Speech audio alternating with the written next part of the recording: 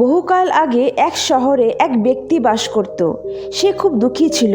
সেই ব্যক্তিটি একজন মহাত্মার কাছে এসে বলল সে তার জীবন নিয়ে অসন্তুষ্ট। সে বলল, আমি আমার স্ত্রী, সন্তান এবং পরিবারকে খুশি রাখতে পারি না, কিছু করতে পারি না। মাঝে মাঝে আমার জীবন শেষ করার কথাও ভাবি।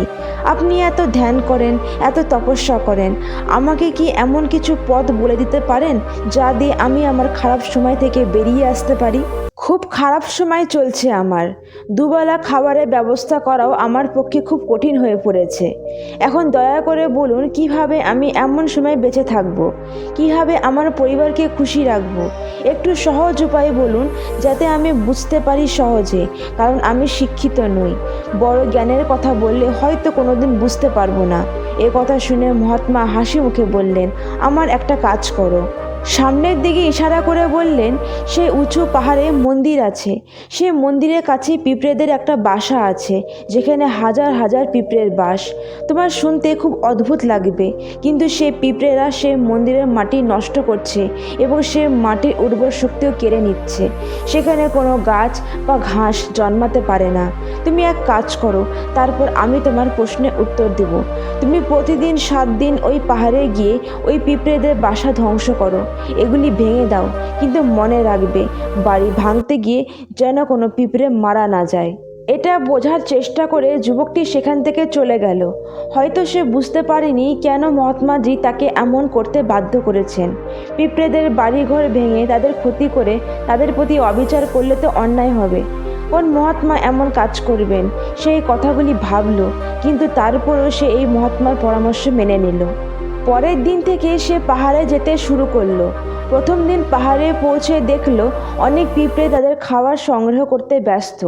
সব পিঁপড়ে সারিবদ্ধভাবে হেঁটে শস্যের কণা কুড়িয়ে নিচ্ছে। পিঁপড়ে ঘর তৈরি করছে দেখে প্রথমে যুবকের মনটা দুর্বল হয়ে গেল। সে ভাবলো, পিঁপড়েগুলি বাড়ি তৈরি করার জন্য এত পরিশ্রম করছে, আমি তাদের বাড়ি ধ্বংস করলে তাদের কতটা খারাপ লাগবে। কিন্তু তখন সে মহাত্মার কথা মনে রেখে সে বাড়িটি ভেঙে ফেলতে শুরু করলো এবং খুব শিগগিরই হট্টগোল শুরু হলো। পিঁপড়েরা এদিক ওদিক ছুটতে লাগলো। ওরা এখন পর্যন্ত সারিতে হাঁটছিল। তারা এদিক ওদিক দৌড়াতে লাগলো। কিছুক্ষণ পর বাড়িটি ভেঙে গেল এবং সমস্ত পিঁপড়ে পালিয়ে গিয়ে লুকিয়ে গেল। যুবক বিষণ্ণ মন নিয়ে বাড়ি ফিরে গেল। তার মনটা অস্থির হয়ে গেল এবং সে দুঃখে ভরে গেল। তারপর রাতে বিছানায় ঘুমানোর সময় সে ভাবলো, এখন তো এই পিঁপড়েদের বাসা ধ্বংস হয়ে গেছে, এখন এর উদ্দেশ্য কি? সেখানে ফিরে গিয়ে লাভ কি হবে? কারণ মহাত্মা বলেছিলেন যে পিঁপড়ে বাড়ি ধ্বংস করার জন্য। আর সে করে ফেলেছে। কিন্তু কিছু ভেবে সে পরের দিন আবার সিদ্ধান্ত নিল যাওয়ার। পরের দিন সকালে সে একই পাহাড়ে পৌঁছালো। পাহাড়ে পৌঁছানোর পর সে সেই জায়গায় পৌঁছায় যেখানে সে আগের দিন পিঁপড়েদের বাড়িটা ধ্বংস করেছিল। কিন্তু সে দেখে হতবাক হয়ে যায় যে সেই পিঁপড়েরা আবার সেই একই জায়গায় তাদের বাসা বানিয়ে ফেলেছে। যুবক ভাবলো, এই পিঁপড়েরা এত বোকা, তারা জানে যে গতকাল আমি এই জায়গায় তাদের বাড়ি ধ্বংস করে দিয়েছিলাম, তবুও তারা একই জায়গায় তাদের নতুন বাড়ি তৈরি করছে। আর এই কথা ভেবে ব্যক্তিটি হাসতে লাগলো। কিন্তু মহাত্মার কথা মনে পড়ে সে আবার সেই পিঁপড়েদের ঘর ধ্বংস করতে শুরু করলো। আবার সেই পিঁপড়েদের মধ্যে হইচই শুরু হলো এবং কিছুক্ষণ পর পিঁপড়েরা প্রাণ বাঁচাতে এদিক ওদিক চলতে শুরু করলো।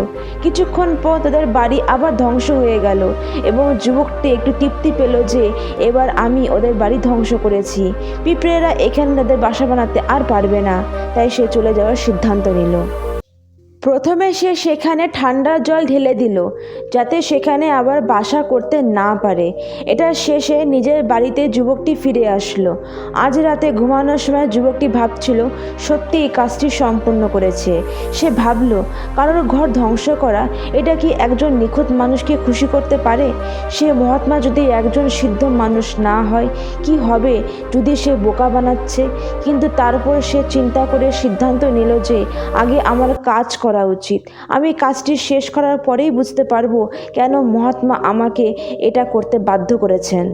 এই ভেবে সে রাতে ঘুমিয়ে পড়ল। পরদিন সকালে ঘুম থেকে ওঠার পর সে আবার একই পাহাড়ের দিকে গেল।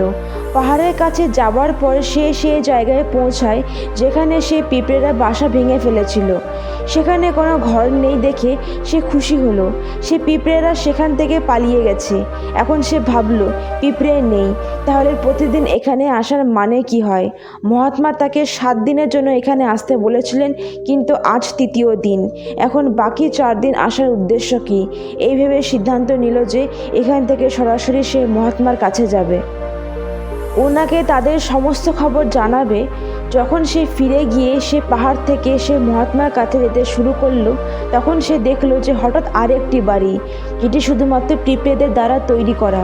অর্থাৎ সে বাড়িটি শুধুমাত্র পিঁপড়েদের দ্বারা নির্মিত হয়েছিল এবং এখন পিঁপড়েরা একটি নতুন বাড়ি তৈরি করতে চলেছে। এই নতুন বাড়িটি তাদের পুরনো বাড়ি থেকে অল্প দূরে ছিল। যখন যুবকের চোখ সে বাড়ির উপরে পড়ল, সে ভাবলো যে মহাত্মা হয়তো জানতেন যে পিঁপড়েগুলি এরকম করবে, তাই তিনি তাকে 7 দিন আসতে বলেছেন। এখন এখানে কিন্তু আবার যুবকের মন কিছুটা দুর্বল হয়ে গেল, কারণ সে নিজেও দুর্বল ছিল এবং সে সময়ের দ্বারা আক্রান্ত হয়েছিল। তাই সে পিঁপড়েদের প্রতি করুণা অনুভব করেছিল। সে চেয়েছিল যে তাদের সাহায্য করুক, কিন্তু সে মহাত্মার কথা মনে করে সে আবার সে বাড়ি ধ্বংস করার সিদ্ধান্ত নিল। এবার সে কোনো পিঁপড়ের কোনো ক্ষতি না করে খুব যত্ন সহকারে সে বাড়িটি ধ্বংস করতে শুরু করলো। শেষ পর্যন্ত সে বাড়িটি ধ্বংস করে দিয়েছিল এবং পিঁপড়েগুলি ধ্বংস করার পরে সে খুব দুঃখ অনুভব করেছিল। এবার সে আগের চেয়ে খুব দুঃখ পেল, কারণ সে তাদের নতুন বাড়িও ধ্বংস করেছে। বিষণ্ণ মনে সে ঘরে ফিরে গেল। পরের দিন যাওয়ার সিদ্ধান্ত নিল। পরের দিন আবার খুব ভোরে সে চলে গেল। সেই জায়গায় গিয়ে আবার অবাক হয়ে দেখল যে এবার পিঁপড়েরা নতুন জায়গায় তাদের বাসা বানিয়েছে। তারা আগের থেকে অনেক বেশি শক্তি নিয়ে কাজ করছে। এক রাতে তারা আগের থেকে একটা বড় বাড়ি তৈরি করেছে। এখন তারা আবার শস্য এবং খাবার সংগ্রহ করতে ব্যস্ত হয়ে পড়েছে। এই দেখে যুবকটি ভাবল, এই পিঁপড়েরা কি মাটির তৈরি? আমি বারবার চেষ্টা করছি ওদের এখান থেকে তাড়িয়ে দেওয়ার। ওরা কি জানে না যে আমি ওদের এখানে বাস করতে দেব না? দেখতে এর একটা পিঁপড়ে, আমার থেকে ছোট, কিন্তু তবুও হার মানছে না। বড় আশ্চর্য ব্যাপার। কিন্তু এবার রাগ করে ধ্বংস করে দিল। এবার ধ্বংস করতে গিয়ে সেখানে কিছু পিঁপড়ে মারা গেল আর কিছু তার পায়ের তলায় পিষ্ট হয়ে গেল। অহংবোধ থেকে বেরিয়ে এসে সে দেখলো যে কত রাগে সে পিঁপড়েগুলিকে নষ্ট করেছে। মন দুঃখিত হয়ে ভরে গেল। কাঁদতে কাঁদতে বাড়ির দিকে রওনা হলো। রাতে ঘুমের ঘোরে সে ভাবলো, আমি এই পিঁপড়েগুলিকে খুব অত্যাচার করেছি, এখন এর থেকে বেশি আমি খারাপ আর করতে পারবো না। পরের দিন একটি কাজ করলো, তার কাছ থেকে কিছু আটা নিয়ে গেল। এই আটা সে পিঁপড়েদের জন্য নিয়ে গেল। একই পাহাড়ে পৌঁছালো এবং আজ সে পিঁপড়েদের জন্য শ্রদ্ধা এবং করুণার অনুভূতি ছিল। সে তাদের সাহায্য করতে চেয়েছিল। সেখানে পৌঁছে সে দেখতে পেল যে পিঁপড়েগুলি আবার বাসা নির্মাণ করছে। সে খুব মমতার সাথে পিঁপড়েদের জন্য নিয়ে আনা আটা খাওয়ালো। পরবর্তী 3 দিন সে একই কাজ করলো। সে প্রতিদিন সকালে গিয়ে নিজের হাতে আটা দিয়ে পিঁপড়েগুলিকে খাওয়াতো। 7 দিন পর সে যুবকটি মহাত্মার কাছে হাত জোড় করে বলল, হে মহাত্মা, আমাকে ক্ষমা করুন। আমি সেই পিঁপড়েদের বাড়ি ধ্বংস করার অনেক চেষ্টা করেছি। আমি একবার নয় 4 বার তাদের বাড়ি ধ্বংস করেছি। তাদের ঘর ভাঙার সাহস আমার মধ্যে আর নেই। আমি জানি যে আমি আপনার কাজটি সম্পূর্ণ করিনি এবং বিনিময়ে আপনি আমাকে আমার খারাপ সময় থেকে বের করার উপায়গুলিও বলবেন না। তবে এতে আমার কোনো অনুশোচনা নেই। মনে হচ্ছে আমি যাই হোক না কেন ঠিক করেছি। তাই আপনার কাছ থেকে অনুমতি নিয়ে আমি ফিরে যাচ্ছি। দয়া করে আমাকে আমার বাড়িতে ফিরে যেতে দিন। এ কথা শুনে মহাত্মা হাসতে হাসতে বললেন, আরে কোথায় যাচ্ছ? দাঁড়াও, কিছুক্ষণ থাকো। মহাত্মা যুবকের জন্য জল নিয়ে আনলেন। যুবককে জল দেওয়ার পরে মহাত্মা যুবকটিকে জিজ্ঞাসা করলেন, কেন সে বাসাটি ধ্বংস করতে পারল না? সেই পিঁপড়েগুলি ছোট আর তুমি এত বিশাল দেহ, তবুও তুমি ওই ছোট্ট পিঁপড়েদের ঘর ধ্বংস করতে পারলে না। কোথায় তোমার শক্তি, তোমার পেশি শক্তি? এই উত্তরে যুবকটি বলল, মহাত্মা, এই পিঁপড়েদের বাসা আমি নষ্ট করেছি, বারবার করেছি।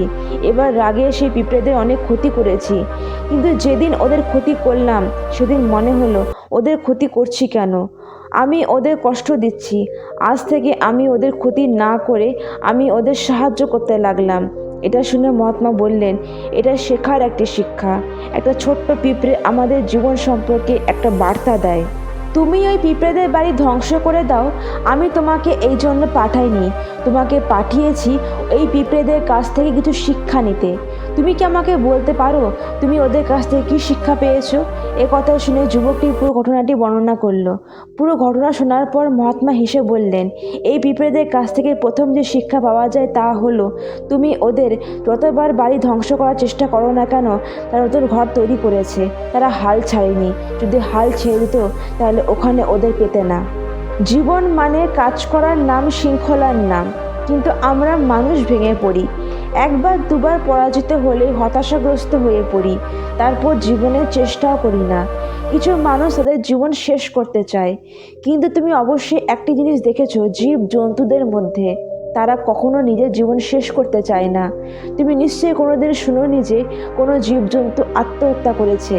সেই প্রাণীটি যতই ক্ষুধার্ত হোক না কেন, যতই দুঃখী হোক না কেন, কিন্তু সবসময় সে জীবনের জন্য লড়াই করে থাকে। কিন্তু অন্যদিকে আমরা মানুষ একবার দুবার পরাজয়ে হতাশ হয়ে পড়ি।